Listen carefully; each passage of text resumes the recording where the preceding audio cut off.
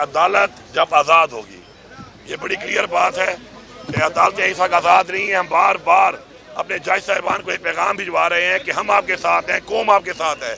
आपने खुद कहा कि आपको प्रेशर आता है, आपने एक लेटर लिखा जिसमें आपने कहा कि हमारे पर प्रेशर होता है, हम आपका साथ देंगे, कौम आपके साथ खड़ी है।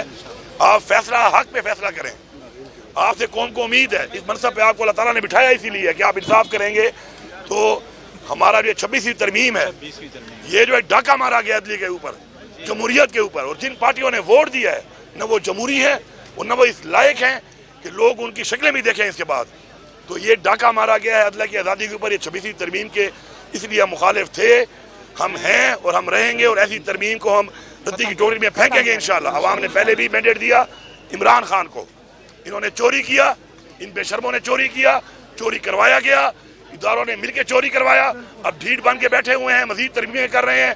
मुल्क के कानून को इन्होंने लोंडी बनाया हुआ है। तो हम फिर अदिया से कहते हैं कि कौम आपके साथ है, हम आपके साथ हैं। आप कोई प्रेशर ना लें, आप इंसाफ पे फैसले दें।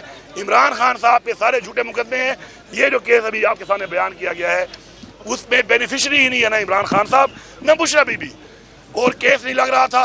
अल्हम्दुलिल्लाह आज हमें ईद से पहले 5 तारीख की इंशाल्लाह पेशी मिली है, और इसके ऊपर इंशाल्लाह जब बहस होगी, फैसला इंशाल्लाह आएगा, तो पूरी कौम को पता चलेगा कि किस तरह डगोसले मार के अपने आप को नंगा करके ये निज़ाम और जो निज़ाम चला रहे हैं वो किस तरीके से मुल्क के साथ खिलवाड़ कर रहे हैं, लोगों के मैंडेट से खिलवाड़ कर रहे हैं, पाकिस्तान के कानून से खिलवाड़ कर रहे हैं, पाकिस्तान के आइन से खिलवाड़ कर रहे हैं, और ये समझ रहे हैं कि हम ये करके ये सब कुछ करते रहेंगे, कुछ नहीं होगा।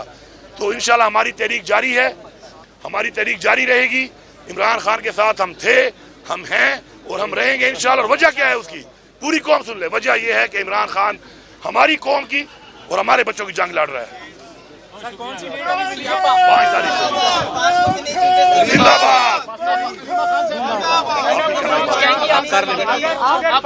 नहीं मिलती आपको डेट या पहले 5 को भी अभी 5 को लिस्ट के ऊपर उन्होंने डाल दी है, कंप्यूटर पे आ चुकी है, वो लग चुकी है और अब मिल चुकी है। वो ऐसे हम लोग टाइम लगा, ऐसे लगा है कि हमने इंश्योर किया है कि हम डलवा के आए हैं। 5 को अगर नहीं सुनते इसके बाद आप क्या लाएअमल देंगे? देखें बात यह है कि उसके बाद का जो लाएअमल है वो भी आपके सामने आएगा, और इंशाल्लाह अब जो इस तरह लिस्ट के अंदर आ गया है, तो अब हम यहाँ वक्त से पहले बारिश ये नहीं करते कि अदलिया को हम ये मैसेज सिर्फ दे रहे हैं कि हम आपके साथ हैं, इंसाफ करो, जल्द फैसले करो। अब पहले से किबल अज़ वक्त कोई बात करना मेरे ख्याल में अदलिया के बारे में ठीक नहीं है, कि पहले से कहीं मुनासिब नहीं है, तो वो नहीं सुनेंगे।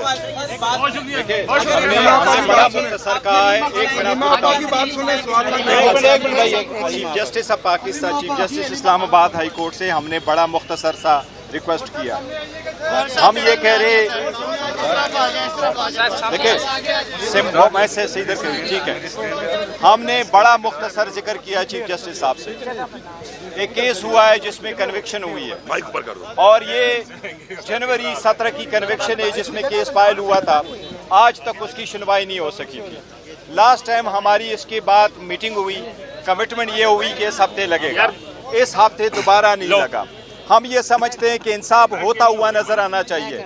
अदालतों का काम है, अदालत ने हलफ उठाया होता है कि न सिर्फ ये कि मैं इंसाफ करूंगा, भाई इंसाफ होता हुआ नजर आना चाहिए। इंसाफ जब हो तो बगैर किसी खौफ के, बगैर किसी फेवर के वो इंसाफ हो। हमें ये उम्मीद है, खान साहब ने 29 साल इंसाफ के लिए कोशिश की है, आज वो खुद जेल में इंसाफ मांग रहे। नवाज शरीफ के पहले केस में 70 दिन के बाद उनको बेल मिली, दूसरे केस में सजा हो गई है, 10 साल की सजा हुई थी, सिर्फ 91 दिन के बाद उनको बेल मिली है। खान साहब के 600 से ज़्यादा दिन हो गए, ऑलमोस्ट 2 साल पूरे होने को आए, वो जेल में हैं, एक के बाद दूसरा केस लगता जा रहा है। हमने आज चीफ जस्टिस से रिक्वेस्ट की, अल्हम्दुलिल्लाह केस लिस्ट में आ गया है, लिस्ट इशू हो जाएगी, सैटरडे को कंप्यूटर में डला गया है। हमें उम्मीद है इंशाअल्लाह ताला कि 5 तारीख को हमारा केस सुना जाएगा, और जब सुना जाएगा तो पूरी दुनिया देखेगी कि ये बेसलेस और पॉलिटिकल विक्टिमाइजेशन का केस है।